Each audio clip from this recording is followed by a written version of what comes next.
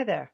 I want to talk about how the metaphysics of quality resolves the free will versus determinism dilemma that still goes round and round to this day.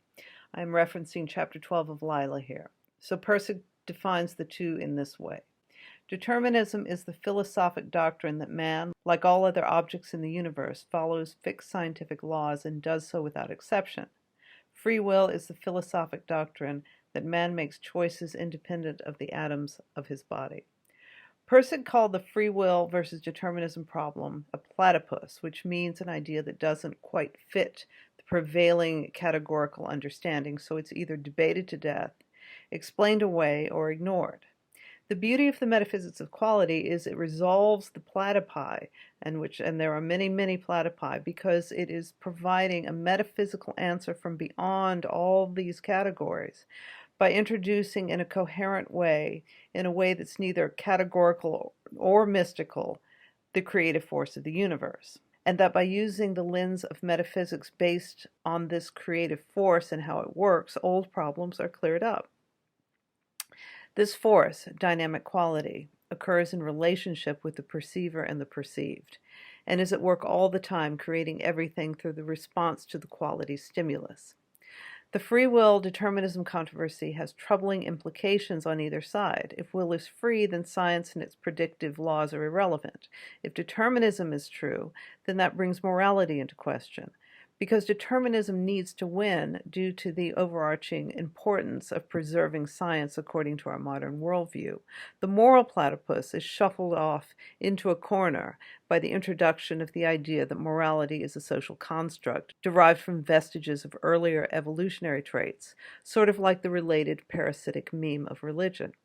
In the metaphysics of quality, of course, we have patterns of value and the dynamic quality that creates them. So what Pirsig says in chapter 12 in Lila of the free will determinism problem is this. In the metaphysics of quality, this dilemma doesn't come up.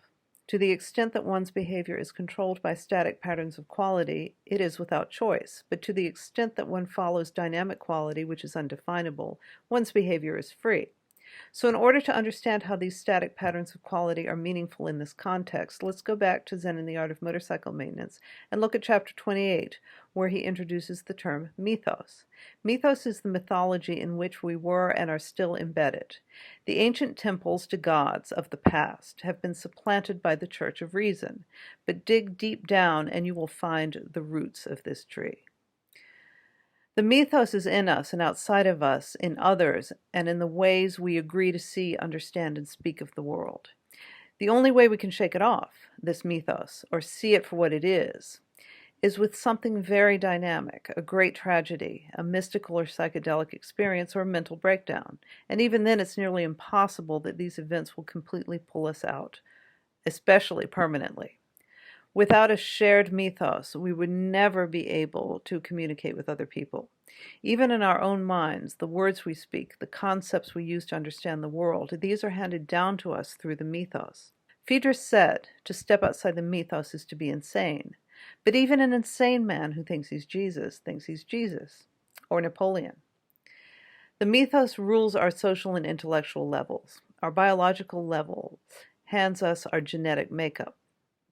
But just as genes don't ultimately determine our personality or health, so too does the mythos not ultimately determine our actions. The patterns of these levels give us our minds and our bodies, but how our bodies emerge into the world and what we end up knowing are only constrained by those patterns and our environment. What we do with these, our choices within these constraints, are free. Obviously, some people have more free will than others.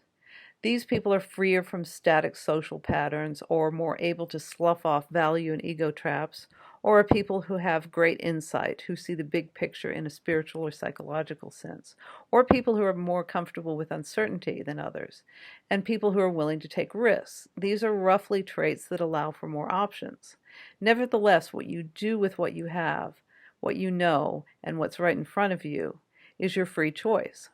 And it is our nature to overcome patterns by making choices that will help us best to do so. Of course, if you're a die-hard determinist, you can play all sorts of intellectual games with finer and finer cuts of the knife, proving that human behavior, for example, is determined by the physical laws of nature because ultimately our brains are made of molecules.